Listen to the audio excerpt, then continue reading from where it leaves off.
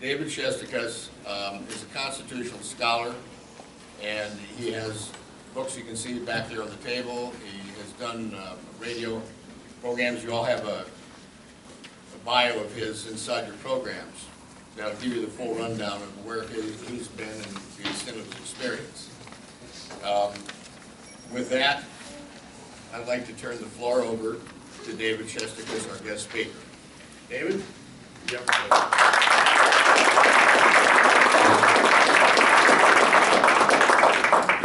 Thank you, Jim. Can everybody hear me? Good morning. Good morning. Good morning. How are you today? All right. Well, this is wonderful. This is a great opportunity. However, after Dr. Moss describing the history of the Bill of Rights and those two fabulous explanations of the difference between a republic and democracy, I think we'll just have some coffee and donuts and maybe move along a bit, because it was just really, really great to hear how that was started. We're going to start with a question, and if Reverend Nixon is going to be passing out little cards, little index cards for you to write your answers down. And for those first five that we wind up with the right answers, while we get the technical details taken care of, we're going to have a little prize at the end. I am going to tell you that the question I'm about to ask, only 1 in 1,000 Americans are capable of answering, although it is a question that every American should be able to answer. So we're going to challenge you a bit at the end of my presentation, and we'll collect these in a few minutes, and then at the end of my presentation we'll pick the first five that get them right. If we don't get any complete rights, then we'll get the first five that are the closest, as the case may be. The question is for you to contemplate over the next couple of minutes while I do a little introductory remarks, is what are, in fact, and you just heard them maybe 10, 15 minutes ago, but what, in fact, are the 5 rights that are in the First Amendment? There are, in fact, 5 rights that are listed in the First Amendment, and as I said before, only 1 in 1,000 Americans is capable of answering them. When I do some of this presentation at colleges and universities, I indicate to the students there that they can go win bets in a bar for most of their university career and save themselves a lot of money. But for the time being, we're going to ask you to do that. They're passing out these cards, and if you could fill them out, and then in a few minutes we'll collect them, and by the end of the presentation we'll talk about that. We'll talk about what those are and why only 1 in 1,000 Americans are capable of answering those. Bit of background on myself. I'm an attorney. I've been an attorney for about 30 years. Before I was an attorney, actually, my family had been in the beer business for a long time, and I actually grew up selling beer. So I think at this point in time, I've probably sold beer for longer than I've been a lawyer. So I think I consider myself more a beer guy than a lawyer. And hopefully that makes it so I can talk to people a little bit different than other lawyers might do. Now, a major reason for we're going to be talking today about the Bill of Rights, and major reasons for the Bill of Rights is among the things that Dr. Moss explained. But you can't really understand the Bill of Rights without understanding a little bit of history, a little bit of philosophy, and a little bit about some stories of people, because every word in the Constitution, including the Bill of Rights, has a backstory to it. And during the course of the day today, we're going to mention a couple of presidents. We're going to mention a saint. We're going to talk about 2 guys that actually got in some trouble with the law. That as a result of their trouble with the law, we have some indications of how some of the Bill of Rights are executed and applied in these current days. September 17, 1787 would lead to December 15, 1791, which was among the greatest achievements in the history of mankind because it affirmed the inalienable rights of man, rights that we're born with under the laws of nature and nature's God, and placed specific limits on the ability of government to interfere with those rights. When they proposed the Constitution, as Dr. Moss indicated, there was not an easy road to follow for ratification. There were many, many people that were in fact opposed to the Constitution. One of the reasons that they were opposed was that there was no guarantees of our inalienable rights that were built into the Constitution. These two camps were known as the Federalists, who were in favor of the Constitution, and the Anti-Federalists that were opposed to the Constitution, primarily because of the lack of the Bill of Rights. And so the guys that we were talking about, we often talk about the famous guys, Hamilton and Jay and Madison, who wrote the Federalist Papers, and we rely on that in many ways to interpret the Constitution. But the guys that we have to thank for the Bill of Rights are more the Anti-Federalists. They're more the guys, they're more like the folks, Gouverneur Morris, who in fact ultimately wrote the preamble, wound up being opposed to it. Patrick Henry, give me liberty or give me death, was opposed to the Constitution because of its lack of Bill of Rights. We have the Anti-Federalists to thank for the Bill of Rights. In order to achieve ratification, the people that were in fact in favor of the Constitution, the Federalists, promised to the Anti-Federalists that in fact, if the Constitution were adopted, then they would pass a Bill of Rights. We hear a lot of those kinds of promises from politicians, right? Right? Senator, nothing. Correct. You know, if you elect me, I'm going to do this, or we have to pass the bill before we know what's in it. Those kinds of things. Well, there's a good lesson here because the Federalists, led primarily by James Madison, who is known as the father of the Constitution and the father of the Bill of Rights, once they won election in the first Congress, did in fact follow up on the promise that they made. They made the promise. They had won great majorities in Congress and really didn't have to do this but they had made the promise that in fact if the Constitution were ratified, they would propose and send out to the states for adoption a Bill of Rights. As Dr. Moss mentioned, Madison originally proposed 19 different amendments. Those 19 came from a conglomeration of recommendations of states in their resolutions. And then ultimately the Congress passed along 12 of those to the states for ratification, and 10 of those became what we now know as the Bill of Rights. 2 were not ratified at the time. There's an interesting story. One of them about limits on when Congress can raise its pay was actually ratified 202 years later and became what's now our 27th and currently last amendment to the Constitution. A side story on that. There's a fellow by the name of Mr. Watson who was working in the Texas legislature, or excuse me, was going to the University of Texas. He still currently works with the Texas legislature, and was doing some research on the Equal Rights Amendment and limitation that was pending and posing at the time. And he discovered this one of the 2 amendments that were not ratified at the time, and discovered the fact that there was no limitation on the time frame in which they could be ratified. And he started a letter writing campaign out to all the state legislatures around the country, and 202 years, and wrote a paper about that in his at the University of Texas in his political science class. And 202 years later, as a result of Mr. Watson's work, the amendment that was originally proposed by James Madison was ratified in 1993. It took 202 years later for that to happen.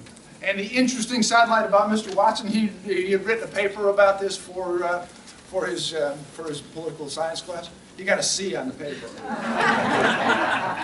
you got a C on the paper, and then after the amendment ultimately got ratified and this man's work had changed the Constitution, he went back to ask the professor. The professor said it was still a bad paper. But it did change the Constitution. On December 5th, 1791, which next week will be 225 years, Virginia became the 11th of the then 14 states to ratify all those 10 amendments. And at that point in time, they became part and parcel of the Constitution. We often refer to things as amendments like they're something a little bit different, but the fact is Article 5, which defines the amendment process, says that amendments ratified pursuant to Article 5 for all intents and purposes become part of the Constitution. So amendments and the Constitution, they're all one and the same thing. So this is kind of a special anniversary. It was 225 years that it's been, those things have been in place and been part of our Constitution. So these guys kept their promise. Why was it important to keep the promise? We heard some great commentary today about the difference between a republic and a democracy. And the differences between republic and democracy are kind of extraordinarily important to why these guys kept the promises. We're going to discuss a little bit about how it is that governments operate, how they exercise their legitimate legal authority. And one of the speakers indicated that, of course, the founders were suspicious of direct democracy. And a famous quote that you guys probably ran across in your research on this comes from Ben Franklin. And Ben Franklin described democracy as two wolves and a lamb deciding what they're going to have for dinner. You know? And so these guys constructed a situation that would avoid tyranny of the majority. And that's what that was all about. But government needs a basis to exercise its authority over the people that it exercises its authority for. There's a... are we moving along here? Natural law. Okay. The natural law. But the government needs a basis for the exercise of its authority. I know there was a mention of different forms of government. Among them, sometimes it's dictatorship, where people get authority exercised over them simply by power. Sometimes there's been theocracies in the world where the government exercises its authority by claiming that it has a right from a deity to do that. Sometimes it's a monarchy. Monarchies have a situation where they kind of often combine dictatorship and a theoretical divine right of kings. Situations like that. But the other way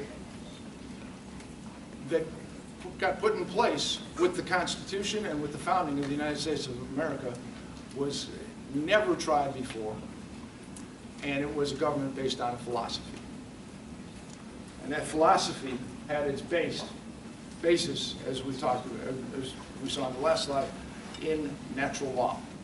We have a couple of things about natural law, but when a government is founded on philosophy, it needs four things, right?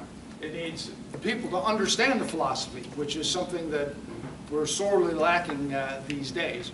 That our people generally have not been educated on the founding philosophies that we have. But once they understand it, they have to accept it and believe that it in fact is legitimate. The government has to conduct itself consistent with the philosophy that it's founded upon. And finally, if people understand it, they accept it, and the government conducts itself consistent with the philosophy, then ultimately you wind up having to get the consent of the people. Once those four things happen in place, then the government has legitimate authority. And based on the Declaration of Independence, it established natural law as the legitimate authority for the United States of America.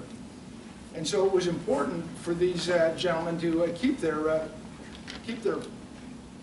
promises so that they ultimately could get the consent of the governed, because the consent of the governed is not just the ratification process, and not just just an occasional election, but it's an ongoing and continuing presence in whether or not the government can operate legitimately.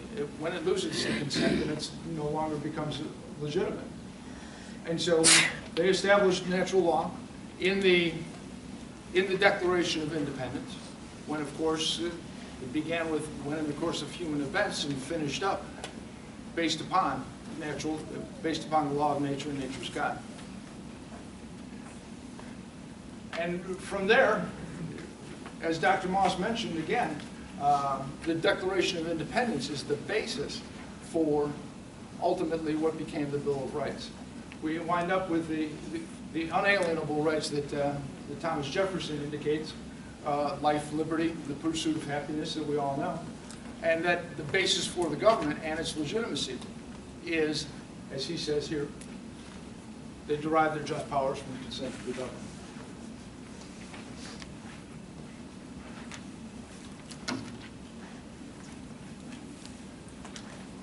When we come to natural law, Thomas Jefferson covered both bases because there are actually two different schools of thought on what natural law is and what the source of natural law is.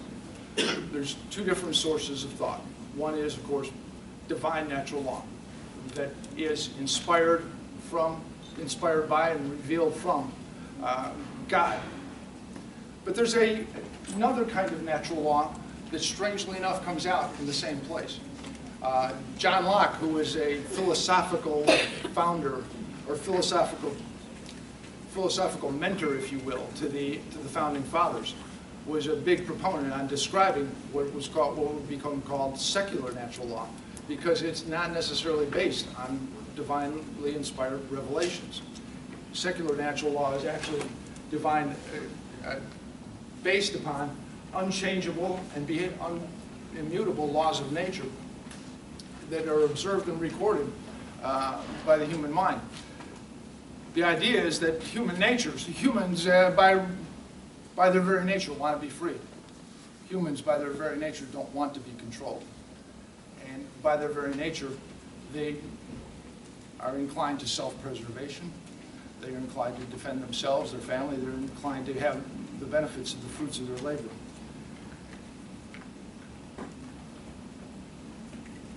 St. Thomas Aquinas defined divine natural law as having these qualities of being inherent, inalienable, that it can't be taken away, and that it's indivisible, that it's one single portion of the universe, that it's at one with the universe. St. Thomas Aquinas discussed the ideas of divine natural law and how it was revealed through Scripture, both in the Judeo-Christian tradition, both in the Old and New Testaments, and this was divine inspiration, and that was St. Thomas Aquinas' definition of that, and the end result of that, of course, is that all men are created equal, with certain inalienable rights, and that are granted to them by God. Now, the secular natural law is the different situation. It includes inalienable, immutable, unchangeable physical aspects of the world. And so when the government tries to, and a great example of when you try and undo secular natural law, people's natural inclinations to be free, is essentially the 18th Amendment. When you put too much prohibition on people, they don't obey it, it doesn't work, and you have to repeal it. Government can't interfere with the natural inclinations of human beings just as a matter of course. A government, no matter, I mean, it can pass a law, but it won't have any effect if they try and decree that within its territory the law of gravity will not apply. Right? I mean, it just won't work. Although I'm sure somebody's tried, Senator. I'm sure there's some folks that have tried to defy the law of gravity within a legislative body, but they cannot do it. It just doesn't work. So very strangely enough, This is Locke's indication in the end result of Locke when he talks about people are born with these natural rights, liberty, equality, and an inclination for self-preservation. The end result is, whether it's divine natural law or secular natural law, they come out in the same place. And that was part of the genius of Jefferson's statement when he covered all the bases with the law of nature and nature's God, because he explained that circumstance to everybody, no matter their particular theological inclination, if they had a scientific inclination or a particular theological inclination. The end result is people come out with all men are created equal. They're endowed with certain inalienable rights, life, liberty, the pursuit of happiness. So it's to understand the Bill of Rights, you really do need to understand the philosophy behind it, that's behind them, that's expressed in the Declaration of Independence. And the Bill of Rights is really, really meant to execute and protect the inalienable rights that are described in the Declaration of Independence. The Bill of Rights, we've heard them. There are actually, if you identify them individually, 24 individual rights and protections and limitations on government that are placed in the Bill of Rights. You find them in the first 3 8th Amendments. The 9th and 10th Amendments are really kind of more related to intergovernmental and interrelationships between the government and the people on a direct level in the exercise of power. The first 8 amendments describe specific limitations for the protection of the inalienable rights that we're talking about. First Amendment we're going to be talking about in a little detail in a while. Second Amendment, right to bear arms. Third Amendment, you can't have soldiers in your house. They can't keep soldiers in your house. The Seventh Amendment is the right to a jury trial in federal civil lawsuits. The 4th, 5th, 6th, and 8th are different in kind and degree from the other amendments. You don't normally talk about that. You frequently hear discussions of great things about speech and assembly and bearing arms. And those are obviously very, very important and key directly to the inalienable rights. 4, 5, 6, and 8 are all what I would describe as procedural rights. That says basically if the government wants to do something, it has to follow this pattern. And when it talks about what the government wants to do, we're talking more often than not for 4, 5, 6, and 8 about exercising its authority to take somebody's life, liberty, or property in the criminal justice system. I've spent 5 years as a prosecutor. I spent 20-some years doing defense work. So I lived with 4, 5, 6, and 8 in a courtroom almost every day for the last 25 or so years.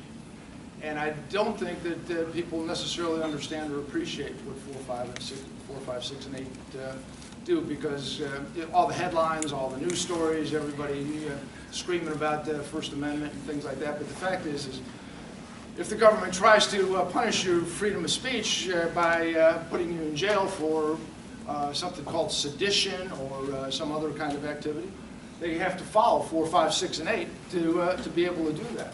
If the government wants to do anything to you, to impose a punishment of any kind, they got to follow 4, 5, 6, and 8. And so 4, 5, 6, and 8 are kind of important. You know, we're kind of going to go with important. So procedures are these protections, and they may sound a little bit technical, but you know, these procedures are for your protection of your life, liberty, and in many respects, property. So, 2/3 of the Bill of Rights are devoted. You know, it's not, I mean, you might talk about equality when it comes to First 1 and 2, but when it comes to quantity, you find 4, 5, 6, and 8 in the procedures that the government has to follow if they want to interfere with your right to life, liberty, and property. So they wanted to place these limitations on government for the purpose of doing that. And the first place they did that actually is in the Fourth Amendment.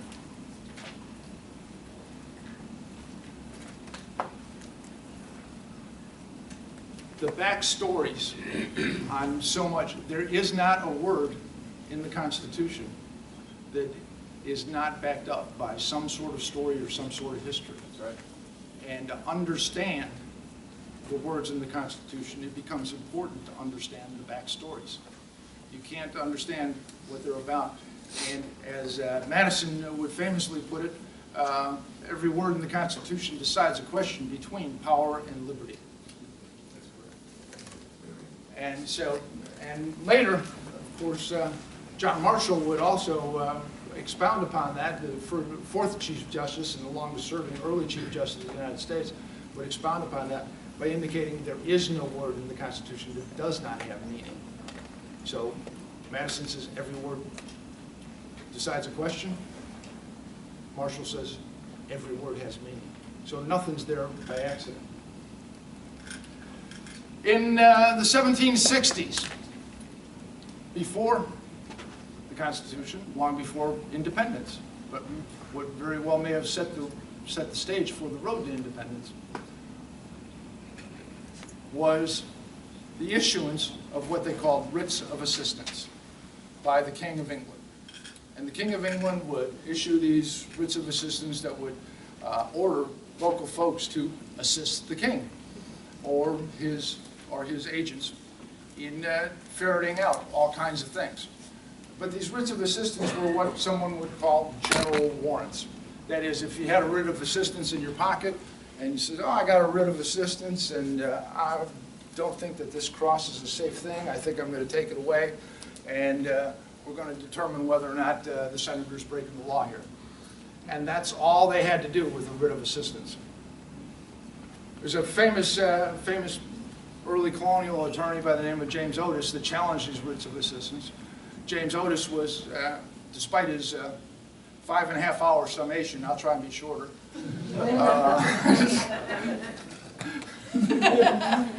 We'll try and be a bit shorter. Despite his 5.5-hour summation, he did in fact lose the case against writs of assistance. His loss of the case against those writs of assistance really perturbed all the colonies across. This case took place in Massachusetts, but all across the British colonies, they were disturbed. And the writs of assistance really, in many respects, although it's very complex, but in many respects you can say the writs of assistance, and James Otis having lost that case, really led to the revolution. It really led to the revolution. And ultimately, the writs of assistance case would lead to the Fourth Amendment. We've heard the Fourth Amendment read, but now it was written into law that you could not have such a thing as a general warrant that gave somebody plenary power to search or seize a person or property. And they could only get it with probable cause. So the writs of assistance in 1760 really led to the Fourth Amendment in 1791. There's a 31-year gap between the two, but people didn't forget, which of course many of our contemporaries have forgotten. Many of our contemporaries think that it's okay for people to monitor our cell phone calls, or think that having our emails collected by the NSA is okay in the name of national security, and they forget. And that kind of conduct is actually a modern writ of assistance. You bet. Yeah. It's a modern writ of assistance. It's a modern circumstance where they do not get a specific warrant that names a particular place or person to be seized based upon probable cause. And that's what happens when you forget history. When you forget history, then you wind up in a situation going, oh, it's okay for these folks to do that. And of course, another Ben Franklin thing. Ben's on the cover of my book. As a sidelight, I used to do a radio show called Constitutional Soundbites, and I often thought that Ben Franklin would have been just one of the world's greatest radio hosts. The modern age would have been made tremendously for Ben and his quips and his sound bites. And of course, he's famously known to think that people that don't value security over liberty will soon have neither. Amen. And so that's the story of the writs of assistance and how we wound up with the Fourth Amendment. So people, if they're going to search and seize your property, this is a procedure that's locked in that they're supposed to do, and it becomes up to us to defend it. Fifth Amendment. Handsome guy over there. Ernesto Miranda. Fifth Amendment actually has 5 rights, much like the First Amendment. We're going to get to the First Amendment rights before we're done, but certainly among the most well-known is the right to remain silent, and people taking the Fifth. People can't testify against themselves, or they're not allowed to testify against themselves, or it's not used unless, of course, they've waived that right. And this is another story that I'll leave alone, but frankly, this story traces back to Sir Walter Raleigh in the 1500s. You're shaking your head. You did some research. You ran across Sir Walter Raleigh, no? Yeah. But in 1966, there was a fellow by the name of Ernesto Miranda who was accused of a violent crime against a woman. He was arrested, taken into custody in Arizona, kept in police custody for over 4.5 hours. And when he came out of police custody over 4.5 hours, they had a signed statement from him that admitted everything that they were saying that he did. Ernesto was ultimately tried and convicted based primarily on that statement. So ultimately, Ernesto's attorneys would challenge his conviction all the way to the United States Supreme Court. And the United States Supreme Court ultimately would say that even though you have rights, these rights exist in the Constitution, but if people don't know them, they don't understand them, they can't exercise them. And so, as a result of Miranda versus Arizona, we wound up with what's now known in both police work and popular culture as the Miranda warnings. They ultimately became ubiquitous in society, and people had to be advised by the police once they were under arrest of their right to remain silent, of their right to counsel.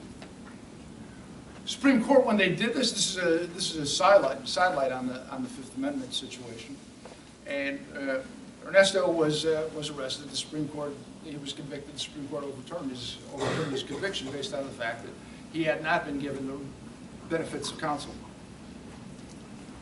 or he had not been advised of the right to remain silent.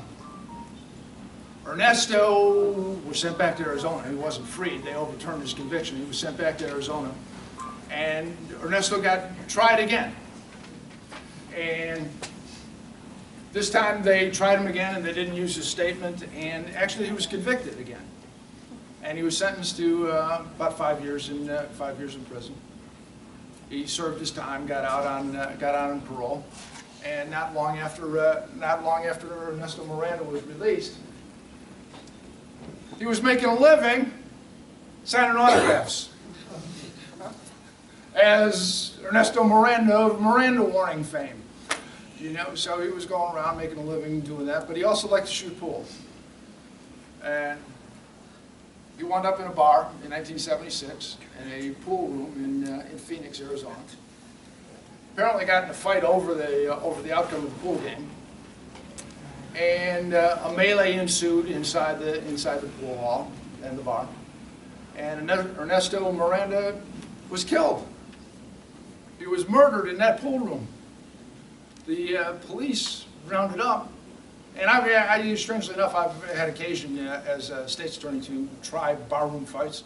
It's very, very difficult to do that because everybody saw something different happen. And nobody really remembers very well what was going on.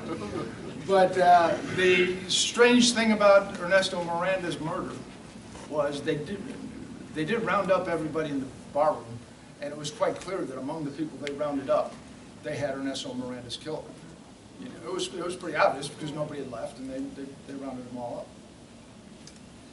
But everybody that they rounded up in the bar where Ernesto Miranda was killed got the Miranda warnings. Nobody talked. So nobody was ever convicted of killing Ernesto Miranda because his suspected killer and everybody around him got the Miranda warnings. So anyway, that's the right to remain silent. That's kind of how some of that applies in real life. They've got there's 4 other rights. We've heard them today during the wonderful reading by the kids. And so now let's talk about another fellow that had a situation in a pool room. Sixth Amendment has 6 rights. Go figure. Fifth Amendment has 5. Sixth Amendment has 6. These are all, again, procedural rights. You have a right to a speedy trial, right to a public trial, right to an impartial jury, right to be informed of charges. Again, another sidelight. That didn't, while it always makes sense, it didn't always take place. People were often tried without being told what they were being tried for. That was part of the colonial story with the British. You'll find that complaint in the Declaration of Independence. Most of these things that you find in 4, 5, 6, and 8 result from the complaints that Thomas Jefferson wrote out in the Declaration of Independence against the King of England. So the connection between the Declaration of Independence and the Bill of Rights is just so close. Right to be informed of charges, confront witnesses against him, and there's Mr. Clarence Gideon, who in 1960 was arrested for burglarizing a pool room. Go figure. But it was in the panhandle of Florida. And Mr. Gideon, when he got walked into court, told the judge in the courtroom that he wanted a lawyer and couldn't afford one. The judge said, "So what?" And they tried Mr. Gideon. He was found guilty of burglary and a few other assorted minor crimes, and sentenced to 5 years in Florida State Prison. Clarence Gideon famously sent a handwritten appeal to the United States Supreme Court. It was just written on a piece of paper with a pencil. It's preserved today at the Stetson Law School. Strangely enough, the Dean Emeritus of Stetson Law School was the Florida Attorney General that would take this case to the United States Supreme Court and lose. Great man. But at any rate, Gideon would write this letter to the Supreme Court and said, judges, and it was just kind of handwritten out, and said, guys, and they were all guys in those days. Guys, I asked for a lawyer, the judge didn't give me one, I got convicted, I don't think that's right. Now, up to the point when Gideon wrote this letter, there was a limited right to appointed counsel in certain federal cases. There were no rights to appointed counsels in any state cases. There were no rights to particularly appointed counsel. The right to counsel had been interpreted over the previous 150 years as you had the right to hire a lawyer. You didn't necessarily have a right to have a lawyer. You had the right to hire a lawyer. Certain federal felony cases that had been evolving over the years, but At this point in time, in state courts, there was no public defender system. There was no system. Occasionally, judges might appoint some local private lawyer to do something. But when Gideon wrote the letter, even though he had made that demand in state court, there was no guarantee under a Supreme Court decision for that to happen. Gideon's letter turned out to be the case of Gideon versus Wainwright, and Wainwright was the director of the Florida State Prison System that Gideon sued for his release. And the Supreme Court said, you know, what good is a right to an attorney if you can't afford one? And so the Supreme Court at that point in time said, you know, if you can't afford a lawyer, the state has an obligation to appoint one for you. So the Bill of Rights not only stated stuff in 1791, it's evolved and expanded in some ways since 1791 to make it more applicable to more of society than it may very well have been. But before Gideon, nobody actually contested that situation. The backstory on Gideon. Gideon was had his case overturned for burglary of the pool room, and Gideon, after he had his case overturned, was sent back to Florida. He got tried again, and he had an appointed lawyer. Lo and behold, the jury, in about 45 minutes, found Mr. Gideon not guilty.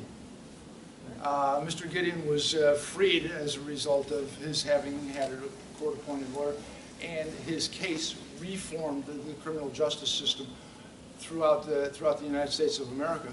But strangely enough, Mr. Gideon's case, the philosophy of Mr. Gideon's case was adopted largely through most of the common law countries of the world. The Supreme Court of Canada agreed with it, the Supreme Court of India agreed with it, the Supreme Court of Australia agreed with it. Mr. Gideon's little handwritten letter to the Supreme Court changed the way criminal justice systems were handled all around the entire world. So the impact of these things, when, you know, it's very strange. Dr. Moss referred to something called, and referred to some of these things as uniquely American. And sometimes when I think of the term American exceptionalism, I think of these kinds of things, these kinds of ideas that reformed actually not just the United States, but actually the world. Gideon's little case, his little burglary of the, I take that back, his alleged burglary, and he's not guilty, reformed the criminal justice system around the entire world. There were some other considerations in one of the last principles of one of the procedural aspects of the Bill of Rights in the Eighth Amendment. We talk about no cruel, unusual punishment. There's a couple other provisions there. One is excessive bail. The excessive bail provision was certainly something that grew out of the colonial experience. They would set bail at numbers that people couldn't possibly afford. And so folks were essentially put in jail for all practical purposes without a trial and held forever. You'll find a complaint like that related to that, again, in the Declaration of Independence. But the cruel and unusual punishment situation. The Supreme Court, in the years since the Eighth Amendment has been around, indicated that there were certain punishments that were obviously cruel and unusual. Drawing and quartering is considered to be obviously cruel and unusual. You can't dissect somebody in public. That's considered cruel and unusual. You can't burn them alive. Go figure. And of course, I'm not sure what the difference is between dissecting and disemboweling, but the Supreme Court made a distinction and said you can't do either. The interesting thing about these four particular punishments for crime that have been found to be outlawed by the Eighth Amendment. Of course, on July 4, 1776, or shortly thereafter, it passed over time. But at the final word, the final sentence of the Declaration of Independence indicates, with reliance on divine providence, we pledge our lives, our fortunes, and our sacred honor. All the guys that signed that were committing treason. Right. They were committing treason against the king. They were, in fact, placing on the line their lives, their fortunes, their sacred honor. The penalties for treason at the moment that those guys signed the Declaration of Independence were, in fact, not just one of these. They were ordered to be drawn and quartered. They were ordered to be disemboweled. They were ordered to be burned alive and dissected in public. That was the risk that those guys were running when they signed the Declaration of Independence. And strangely enough, we now say that that's cruel and unusual because we did not want to be what the English were and what the English were threatening to impose on Americans. The penalties for treason under English law were exactly what was outlawed by the Eighth Amendment. And so when you consider, again, the history and understand what's going on with the Eighth Amendment, you have to trace back the history to be able to understand what it is. So those are the amendments, 4, 5, 6, and 8, that deal with procedural matters that have to do with protecting your life, liberty, and property. They have to do with protecting your speech, your exercise of your religion, your exercise of freedom of the press. Because if the government wanted to interfere with your exercise of freedom of religion, speech, press, assembly, what do? They arrest you, right? They arrest you, they lock you up, they send you to jail, they give you a fine, they threaten you with a fine. So, how do you protect them? You literally protect them with 4, 5, 6, and 8. And I think it's really, really important for folks to realize, you know, you can talk about your speech, you can talk about your religion, but if there was not a structure in place to literally protect those matters, the protections would simply be on paper, and they wouldn't mean much. And we're going to talk about protections on paper in just a second. Those are that's the essence of what we've been talking about here. We're now going to. They were amazing. I mean, really? The crowd is just. Is this crowd really good? This crowd, yeah. We could take them on the road with us. We could take them on the road. I mean, we've got dinners tonight.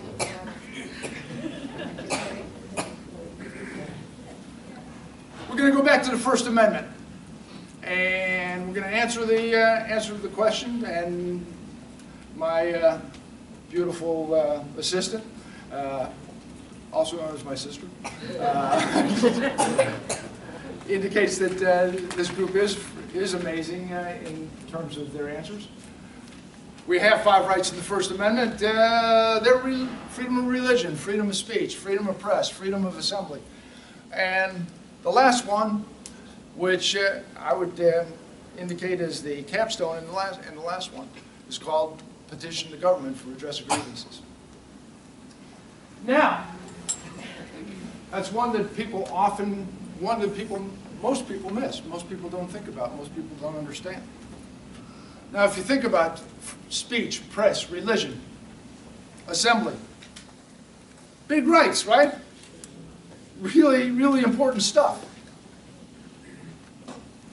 Petition for redress of grievances. You think the guys that wrote the First Amendment put that in there by accident? You think they put it in there by accident and put it in with these really big things without thinking about it on purpose? They didn't. In the period before the Constitution and in the colonial period, in the early days of the Republic, people actually had the right to take a petition to the legislature and have the legislature entertain the petition, to hold hearings on it, to vote up or down. People often in those days submitted their own drafts of laws. That would be really kind of difficult to cope with these days, no, Senator?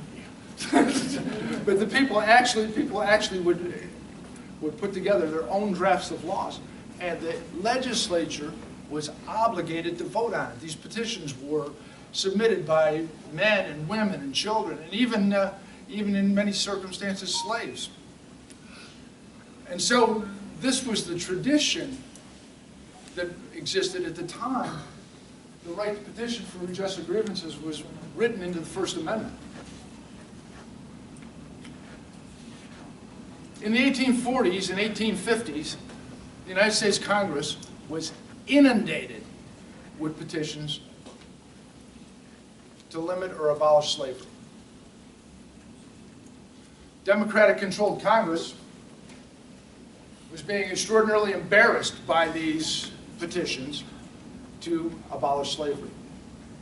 They didn't want to entertain them. They didn't want to think about it. They didn't want to have public hearings. They didn't want to have any debate about it. So little by little, they quit listening to them. And actually, at some point, they created a rule in the House of Representatives called the gag rule that prohibited the reading of petitions for the abolition of slavery. That happened in the 1840s and 50s. Later on, after the Civil War, the gag rule technically was repealed. But by the 1860s, by the late 1860s, the right to petition for redress of grievances had disappeared. There's a cautionary tale in the right to petition for redress of grievances.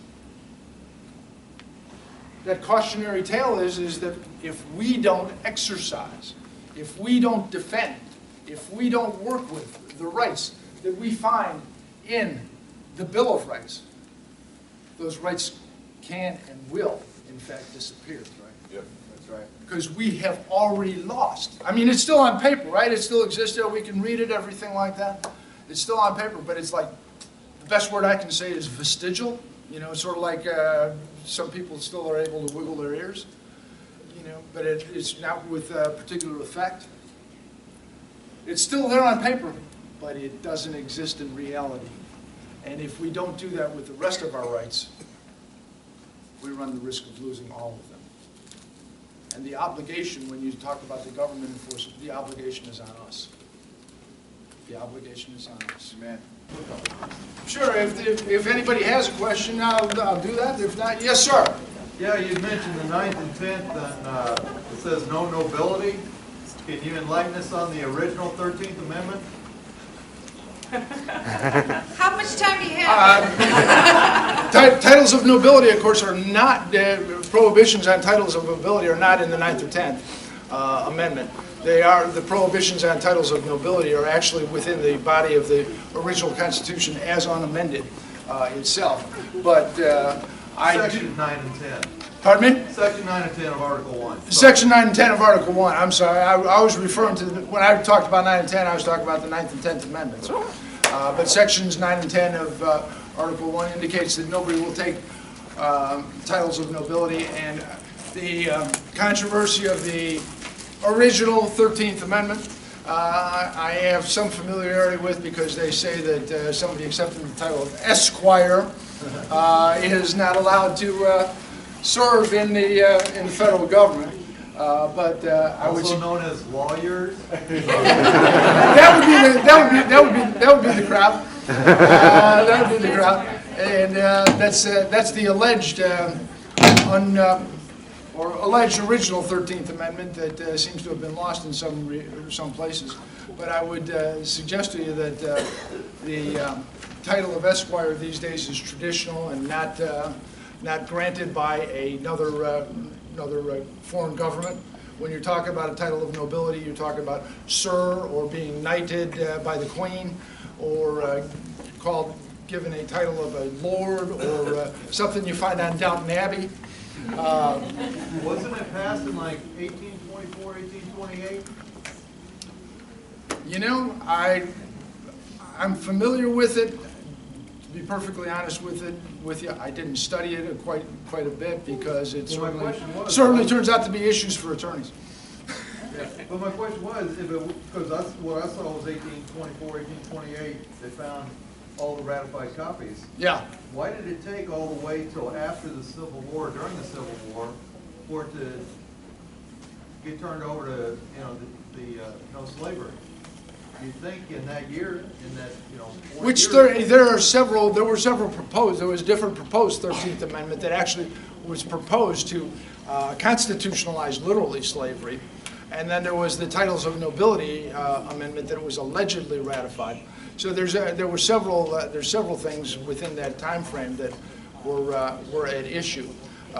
That's not the only one, but to be able to trace those documents around in the various state legislatures in the early 19th century, I can only tell you that sometimes it would take 6-7 weeks for ratification news from Virginia to get to Washington, and so some things have been lost. There's actually some controversy about actual ratification of the 14th Amendment as well. There's some details that you can trace to some kinds of issues regarding history, and the quality of the records that the state legislatures kept in those days as to the ratification. But regarding titles of nobility and the prohibition for lawyers, I would suggest that the term Esquire, that some people argue is a title of nobility, is not really a title of nobility. It's no different than saying attorney or anything else. It's just a traditional thing. So that argument is kind of silly. Yes, sir. One quick, this is the last question, and plug the book. Oh, yeah, okay. Yes, sir. Plug the book. As a descendant of former slaves, Yes, sir. I've often entertained the thought, maybe you might have insight or not, how could you put together such a document as the Constitution of the United States of America and yet feel that you could enslave people? There certainly was a problem for the founders. There was certainly both a moral and otherwise political dilemma. I will tell you this, and not necessarily to make excuses for them. I can tell you that if Gouverneur Morris, who ultimately was the penman for the ultimate Constitution in the end, worked very, very hard to make sure that the term slavery did not appear in the document, so that the institution did not become constitutionalized, so that there was the ability to be able to get rid of it. Now, to judge this generation by our morals, by the things that have happened, if you judge what happened on September 17, 1787, when they created the first self-governing people in the world, if you look around the rest of the world when they created this situation and put in motion a circumstance that would ultimately lead to the abolition of slavery, the rest of the world was run by kings and czars and chieftains and sultans, and there were slaves all around the entire world. These guys put together a system, and with their soaring rhetoric and their promise of equality, put together and created the circumstances that would ultimately lead to the abolition.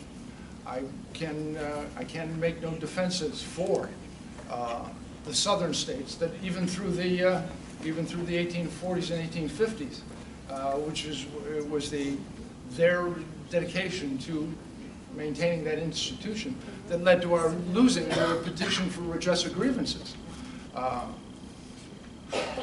Can I mentally justify it? No. Can I say that it's probably not right to judge by our current standards? Yeah. Can I also say that they are the guys that put in motion the situation where where 170 years later, Martin Luther King could refer to the Declaration of Independence, and he could refer to that, he could refer to the rhetoric, and he could refer to the rising expectations. When you consider that for the 10,000 years of human history, that kind of institution had existed both for white and black, for all races that were enslaved. Certainly the Romans would enslave the peoples that they conquered. It didn't matter whether they were African, whatever color they were. So there was a tradition of slavery through 10,000 years of human history. And these guys created a circumstance, and Gouverneur Morris particularly worked hard to make sure that term was not in the document, so that that document did not make the institution permanent.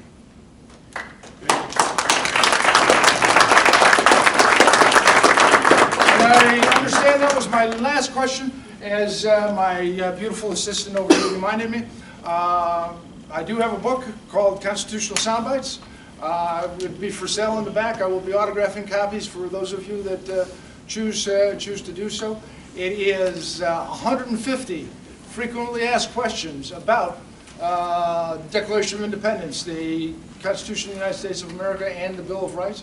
We put them together in a way that, you know, unfortunately these days, although I've learned something new about this group, you probably have read the Federalist Papers. That's not the likely conduct for most folks these days.